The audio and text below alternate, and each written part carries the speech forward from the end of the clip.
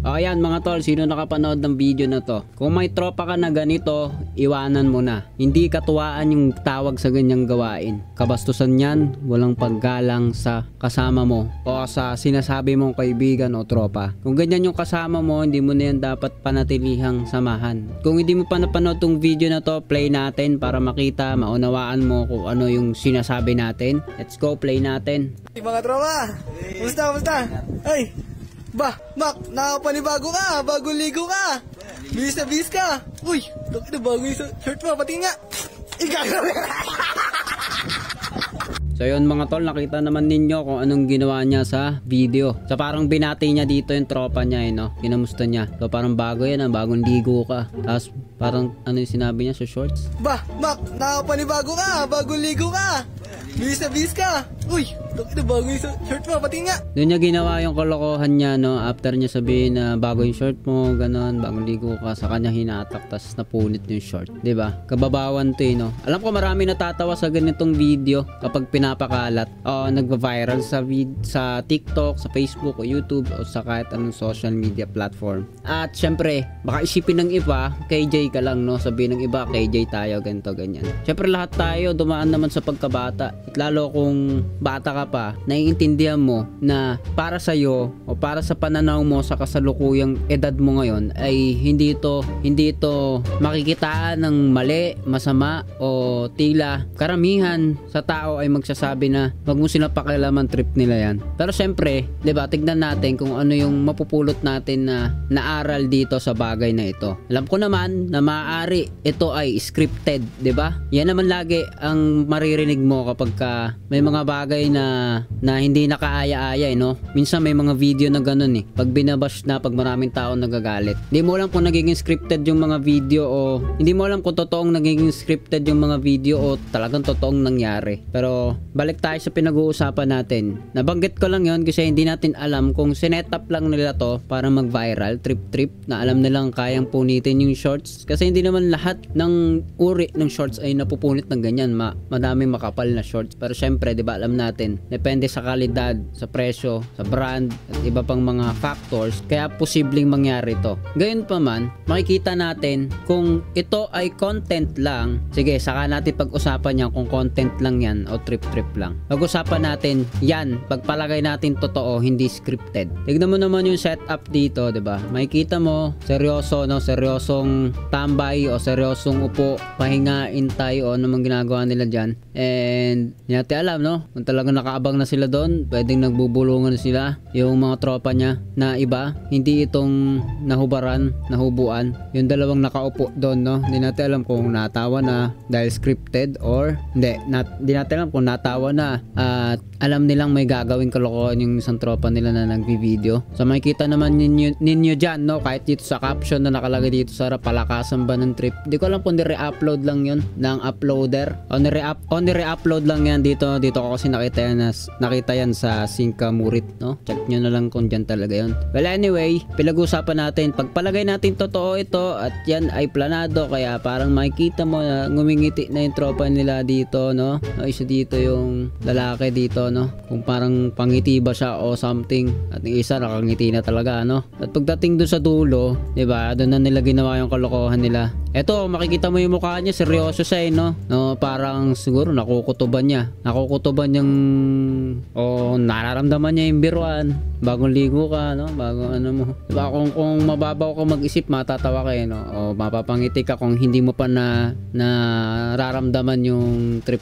Pero 'di ba, habang dumadating na yung pagkakataon, naisipan niya ba yan on the spot o pinalano niya, sinabi niya, at doon niya na ginawa yung kalokohan niya. Syempre di na natin masyadong ano yun no, kaya na rin yun kay kuya. Ngayon 'di ba, syempre alam natin sa eskwelahan, alam natin sa school kapag ka naghaharutan talaga nangyari mga ganyan. Minsan nangyari na rin sa atin yan kapag ang lakas ng trip ng mga kaklase no, kaklase mo pwede kang pagtripan pag PE, 'di ba? Naka-pants kayo, naka-jogging pants, tapos nakatalikod ka, may pinagkukumpulan kayo doon, tapos bigla kang hahatakin yung suot mo, no? Tapos syempre ikaw, tropa-tropa, hindi ka naman para magalit ka agad. Tatawa ka na lang, pero alam mo sa loob mo, nahihiya ka, napahiya ka, no? At alam ko marami nakaka-relate diyan, pero sasabihin nga, 'di ba, ng tao ngayon, lalo kung nandun ka pa sa stage na 'yon, nandun ka pa sa kabataan na 'yon, or matanda ka na, ganun ka pa rin mag-isip, syempre isipin mo katuwaan lang 'yun. Pero syempre 'di ba, ano 'yan eh,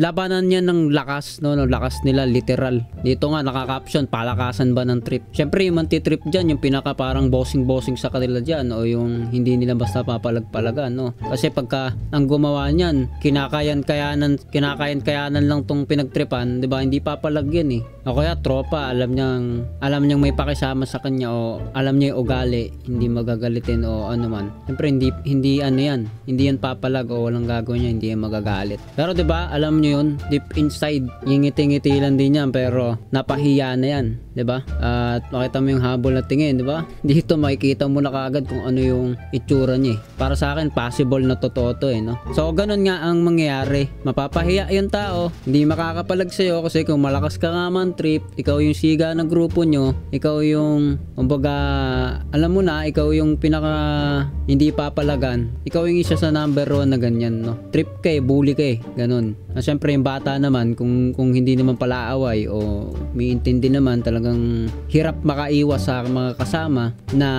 alam niya kahit nakakaya minsan yung pinanggagawa sa kanya, eh ngingiti lang yan. Pero syempre alam ninyo yan, may mga pagkakataon na napupuno yung mga tao at nagsasalubong din, 'di ba? Minsan naman nagkakasabayan, no, may bully, may siga-siga. Kala niya hindi siya papalagan, noon naman biglang papalag, 'di ba? Doon nangyayari yung mga hindi kaaya-aya sa mga magbabarkada o magkakaklase, magtotropa. Na makikita natin isang uri ng kababawan. Ngayon naman, sige, bigyan natin ng lusot, bigyan natin ng kumbaga parang maganda, o kung ikaw ay nasa side ng nagtitrip o nung natutuwa sa ganitong bagay, sabihin natin scripted. Ginawa nila yan. Scripted lang naman. Alam naman nung nahuhubuan siya eh. Arte tayo tol. Malay mo nagkakuntsaba na sila. Arte tayo para mag-viral tayo. Palakas na ng trip. Arte ka na lang na kunyari, nahiya ka, tawa ka, ganito, ganyan. Kasi syempre naman, possible talaga na itong tao ay okay lang din talaga sa kanya. Diba? Pero ang hirap ipanalo eh, no? Kahit sabi mo scripted, ang pangit na ng tinuturo mo. Pinapakita mo sa kapareha mong bata o sa mas bata sa'yo, yung mas maliliit pa. Gayahin nila yung trip ninyo, no? Na aroy, hindi kaya, ganun. Kung ano yung kantsawa na lang. Kung ano-ano na nagagawang kalokohan ng mga tao. Isa to sa mga bagay na hindi dapat pamarisan. Kahit na ipanalo natin, gawa natin ng lusot, gawa natin ng dahilan na maganda, eh wala nang igaganda doon sa trip na yon. Kasi, di ba, sino ba naman papayag na gawin sa'yo yun? Makikita yung mo dyan, bakat-bakat, tapos yung private part mo, publicly, makikita ganito. Sinong matutuwa sa ganun? Kung pumayag ba niyan, kahit scripted yan, wala nang magawa yun, no? Baka di makatanggi o ano man. Minsan, naulukan, meron silang grupo, samahan, yan yung mga ilan sa pwedeng dahilan kung bakit nangyayari yung mga ganyan trip. Ngayon pa man, di pa naman huli ang lahat, diba? Baka naman gusto lang nila magkatuwaan o ano pa man. Pero habang tumatanda sila, open naman sila sa pagbabago, pwede nilang baguhin yung ganun, no? Kasi hindi magiging magandang samahan yung magiging samahan na meron kayo. Sabihin na nilang KJ o KJ, diba? KJ na, kung KJ yung sinasabi natin ngayon sa video na to, para sa akin, dinidisrespect mo, no? Hindi mo nirespeto yung tropa mo pagka ganyan. Nangyayari lang yun sa mga sa mga grade 5, grade 2, grade 6, diba? Minsan maabot ng high school. Pero ito, tansya ko nasa senior high or college na rin to eh. So, meron namang iba't ibang level ng growth yung tao. Yung maturity level, iba-ibang kapanahunan nagaganap yun. Pero marirealize rin ninyo yan pag tumatanda kayo kung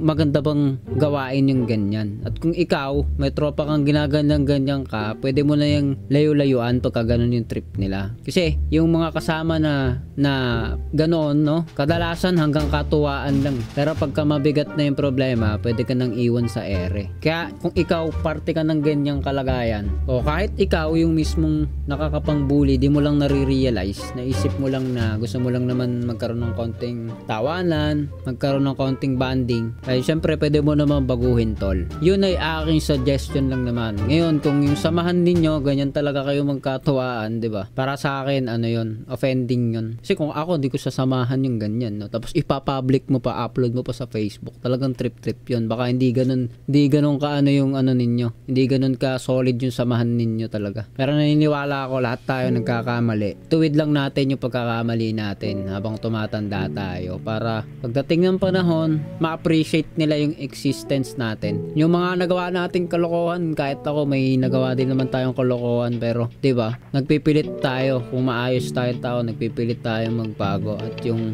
mga nagawa nating kalokohan, 'di ba, nagiging history na lang at tawanan kung minsan, pero hindi na siya nagiging practice, hindi na siya ginagawa. At kung tutusin ay hindi ka na nga rin talaga matutuwa sa mga bagay na ganoon. Ikaw pa, anong masasabi mo sa video na ito? Isa ka rin ba sa bully na ganito or isa ka sa binubully? Pabor ka ba sa ganyan trip? Palakasan daw ng trip o ayaw mo? Gusto mo yung masaya din kayo, may banding din kayo pero hindi umaabot sa ganitong punto na hinuhubuan ka na sa publiko sa harapan ng maraming tao. So ayan guys, hanggang dito na lamang, siya sa susunod na video. Bye! Hi guys, if you enjoy watching videos like this, please hit the subscribe button so you will be updated on our latest videos. You can also follow me on TikTok and Facebook. See ya in the next video.